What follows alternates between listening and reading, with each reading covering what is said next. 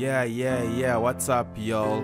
Digital Dennis here, and in this tutorial I want to show y'all how you can actually turn off your Microsoft Windows annoying sounds that it makes whenever you switch on or off a program, or you close it, or you try and turn down the sound, whatever it may be. For instance, if I try to turn on the volume, or try to turn it down and up, you hear a very annoying sound.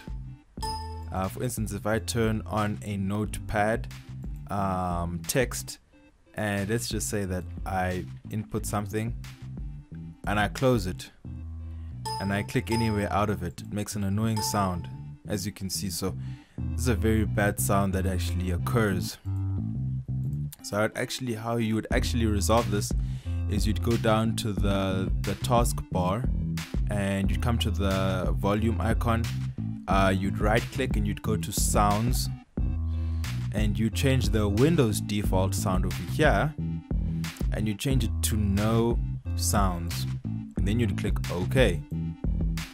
And what that does is, now when I try and turn down the volume or turn it up, or whenever some irritating message pops up from Microsoft, it doesn't make the sound anymore. And yeah, I hope you guys learned something new in this tutorial. Digital Dennis signing out. Like, subscribe, rate, and yeah.